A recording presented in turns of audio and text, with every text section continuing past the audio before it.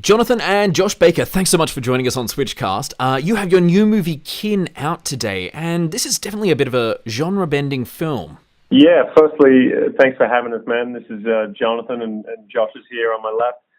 Appreciate the opportunity to chat to you. Kin is, like you said, it's a bit of a weird mashup of all of our tastes in cinema, to be honest. We've been doing advertising for the last 15 years, directing sort of smaller pieces, whether 90 seconds, 60 seconds, 30 seconds, things like that. And so having the opportunity to crack that out into a feature-length narrative, it was really important to us to hit on a lot of our different tastes, whether that was tonally or whether that was just classic genres in cinema. Could you give us a bit of an idea what the film's about? Well, I think the very, very short version, and we used this when we were pitching it around town, was just that it's a character drama hidden inside a sci-fi film. I mean, that's really what it comes down to. We were more interested in the story of these two brothers than I guess we were with the big, giant sci-fi elements, even though the two of them go hand in hand. The film's a bit of a road trip film. It's kind of about a older brother that gets out of jail and has to like rediscover his position in his family again. Then it's about a younger brother that's adopted into this Polish family in Detroit who has never really found his place in the world. And the two of them go on a road trip with a giant alien ray gun at hand. That's kind of where we're at. That's all we got. You want to make that movie? I want to see that movie. It sounds a bit nuts, but it does all come together quite well. As you said, there's a strong storyline of the brothers that goes throughout this film. I mean, you've got Eli, who's young and easily manipulated by Jimmy, who's not necessarily the best person to have along on this ride. Yep. So can you guys tell me how much of that tale of brotherly comradeship is relatable to the two of you? That's funny. Yeah, I mean, Josh came out of a 6-year stint at Lombok. And, I've been messing around with, like, alien tech for a good while, quite a while. No, look, a lot of the sort of early tonal stuff in the film with Eli was closer to our childhood growing up, exploring abandoned spaces and things like that. A lot of that nostalgia of just no words and just going out into these like older factories and things like that was something that we really loved as kids. And so we brought that element to the film. I think there's a wish fulfillment that really runs the whole way through the film, and that's a throwback 80s vibe when you really think about it. But it was about when we were exploring stuff as a kid, what if? And this is kind of the giant what if of kind of a sword in the stone fable of what if this kid found the most powerful thing in the universe and he's the only one that could wield it. And that kind of kicked off everything. The whole idea for Kin emanated from your short film Bagman.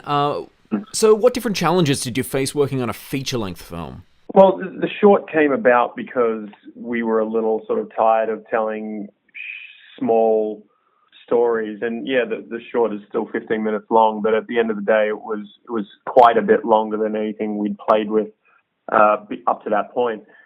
And we had a lot of fun putting ourselves into that space and being able to not lean directly into dialogue even, just being able to walk with this kid and walk in his shoes and explore environments and that kind of thing. So we wanted to definitely maintain that when we stepped into Kin and had the opportunity to make it into a longer, 2-hour movie. But at the end of the day, your lead character needs to be able to say words too. So there was a lot of things we brought to Kin that wasn't specifically in Bagman to begin with. But hopefully you see that DNA and that tonal sort of similarity between the two. I mean, you guys have done fantastically well getting that cast together, and you also have Michael B. Jordan on board as an executive producer. I mean, how did you get them all to sign on? Honestly, man, we just have really good luck. I think people like to jump on something when they see that it's kind of cool, and we were very lucky to have something cool to shop around town. I would say the first piece was getting Jack Rayner, who we thought did a wonderful job in Sing Street as the older brother. And he really encapsulated that indie sort of actor, that real actor's actor. that was coming up and hadn't done a hell of a lot. And we just felt like we wanted to base it around these two sort of, unknowns in America that could be the brothers and really be the base of that character dynamic for the film. And then surrounding them, we wanted to lean into some more well-known talent. I mean, we talked for a long time about how the father being someone that we grew up with, knowing their face, and just an American icon, sort of hardworking blue-collar face in Dennis Quaid. And then, for the Taylor, for the villain character, having James Franco was just so much fun to sort of, we love movies like Spring Breakers where he gets to just be a little bit more eccentric and his villainous charisma comes through. He's so hateable yet so likable at the same time. So that was just a delight. And then we've got Zoe Kravitz, who really was kind of our number one on the list, and it took us a while to get her. She was reading a lot of material at the time, but once we did, we went to lunch with her, and halfway through the lunch, she just looked at us and said, "You guys know I'm doing your movie, right?" And we were like, we know, but we do now. So, yeah, man, we're really lucky to get the cast that we did, and all of them were incredibly cool to work with. It's great seeing Zoe Kravitz in that role. I mean, it's something so different for her, but it looks like she's having so much fun playing it. Yeah, she is, man.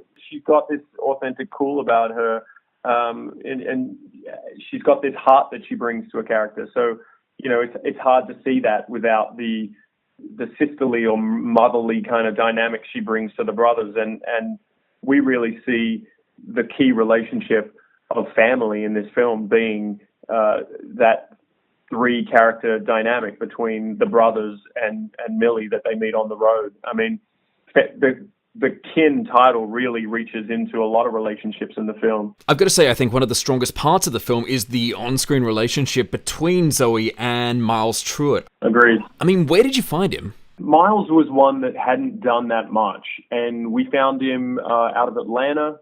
This is his first feature film, so we really kind of got to experience him maturing on screen, kind of like his character does. And so day one, he's, kind of bright-eyed, bushy-tailed. And by day 47, there was a scene that he did with Zoe in the strip club that I just stood back, was very impressed with how far he'd come. So, yeah, Miles is he'll be around for a while. He's a great actor, and he really came into his own. In terms of your working dynamic, you guys aren't just brothers, you're twins. So, I mean, do you think that brings something different to the filmmaking process when you're both working together? I would say that the way we describe it is, just imagine you've got a clone of yourself, and that clone has independent thought and is just as creative as you are, and the two of you together get to make a movie. There's something about that not many people get to experience.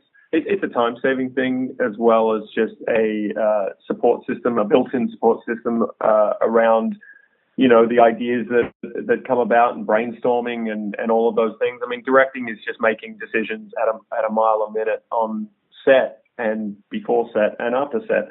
And so having someone that has got your back there, that has the right intentions and no other agenda or anything like that, is really a comforting thing. I mean, the way you guys describe it, it's almost like a family sci-fi film unto itself. It kind of is. It kind of is, man. Yeah, I can see that. Well, last but not least, we love to get film recommendations from all of our guests. The Switch team normally like to give their weekly cinematic suggestions, so I'd love to get both of your recommendations. Jonathan, maybe you could start us off? Sure. This is royally putting me on the spot, but I think back to a film that was kind of referenced for Ken in a really weird way. Cinematography, definitely. Certainly for the look of it. It was called A Single Shot. It was directed by David Rosenthal, I think. It stars Sam Rockwell, and it's a very small sort of indie film about a hunter that ends up witnessing something in a small town. And it's just got a really beautiful aesthetic to it. It's definitely restricted and downplayed in many ways, and it's one of those kind of small films you stumble upon. And yeah, we actually looked at the DP of that for a little bit for this film for Kin, And so, yeah, that was one of the films we watched and really loved. This is Josh. I would say my pick, I think back to things I've seen recently that really made an impact on me, and I would say Victoria, German crime film. I would imagine quite a few people have seen it at this point, but it's all one shot. And my mind is torn to pieces trying to think of how they made this work from the first minute all the way to the 2-hour mark of trying to follow through all of these locations and traveling across town in the one shot. Great film. Yeah, we gave it a very positive recommendation on Switch as well. Jonathan and Josh, you guys are two Aussies doing some really cool stuff over in LA, so best of luck with Kin, and thanks so much for talking to Switch. Thanks, guys. Appreciate it, man. Take it easy.